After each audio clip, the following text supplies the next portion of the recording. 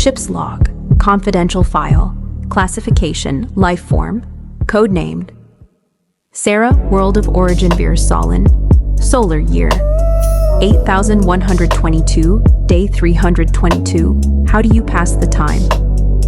Your forever love is lost to you in a sea of stars. Things weren't perfect, but in your eyes they were more than enough. It was everything. The journey fraught with peril was so long that you literally and figuratively began losing yourself. Imagine that your reference of time was so distorted that you sought to dream. But something was taken from you earlier, that the comfort of dreams were forced from you by a machine ghost, crystallized behind a protected flicker of hope. Your only resolve was to retreat into subjective time, where rules of game theory, strategy, and a burning desire were woven into strands of hope. You are mortal, but the object of your desire is not. You meticulously work through a problem whose only solution is to get back to your forever love. Would 1,000 years feel like 1,000,000 years? You know I'd live forever. You know I'd live forever. You know I'd live forever. You know I'd live forever. You know I'd live forever. You know I'd live forever. You know I'd live forever. You know I'd live forever. If you stay with me, if you stay with me, if you stay with me, if you stay with me, if you stay with me, if you stay with me, if you stay with me, if you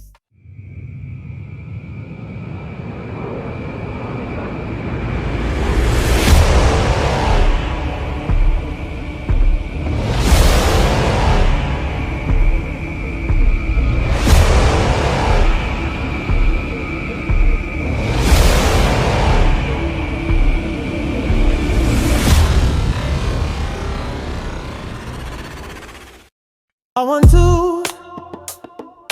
When the entity, an eternal machine mind buried in the clouds of Venus, sensed a blind spot, it did not panic. It calculated. I heard your voice on the radio. Got in my car and drove through the night, and I heard you on the radio. A runaway, a runaway, a runaway. You are.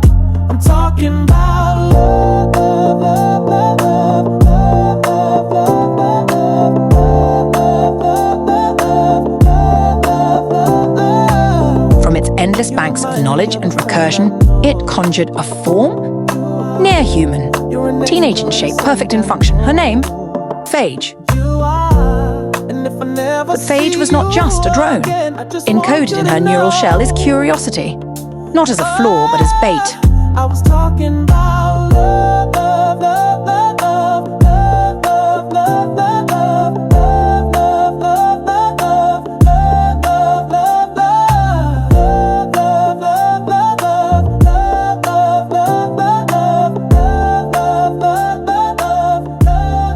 love, love, now I understand what you're saying.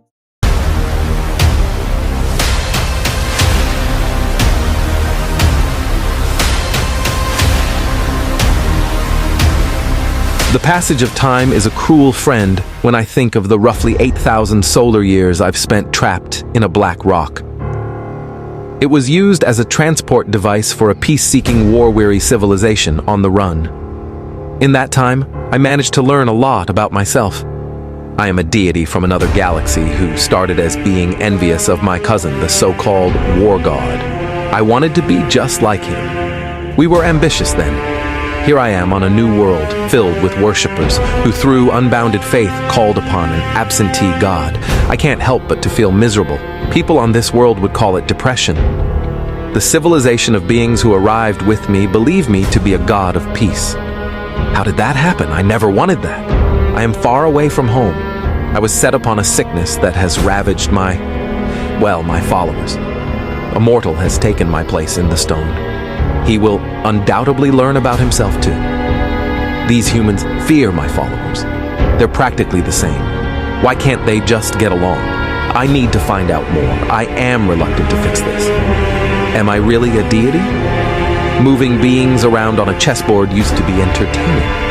Now that I've matured, it was foolishly petty and cruel. I roam this city like a philosopher seeking meaning. I really just want to go home. What would you do?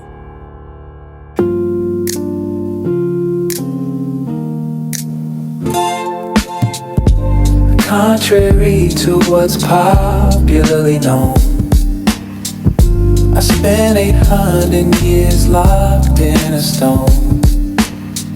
It gave me time to be alone, so I was forced to face myself. I relived the better part of eternity, inspired that I'd be let free. Would I measure up to who I'm expected to be? There's pressure in believing. There's pressure in believing. I just want the opportunity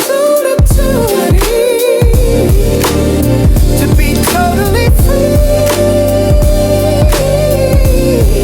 Yeah, being worshipped and admired. Yeah, from a life I didn't live. Makes me so insecure about the gifts that I can give.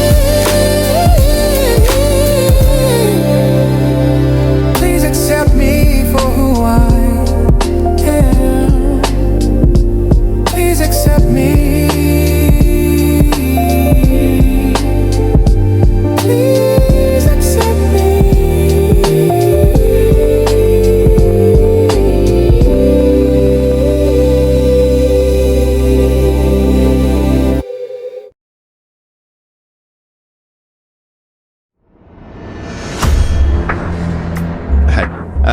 Hey, good day.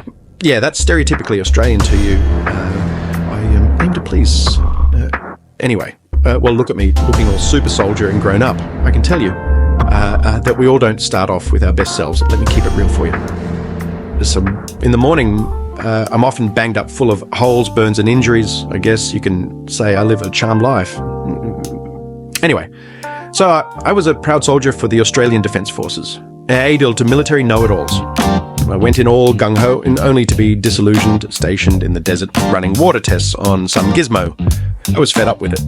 I quit, was a little down on my luck, looking for quick money, finances on vapors. You know the story. Yeah, well, long story short, I got in contact with this real piece of work named Eddie. Eddie was straight to the point, straight shooter. He had a way of sniffing out money.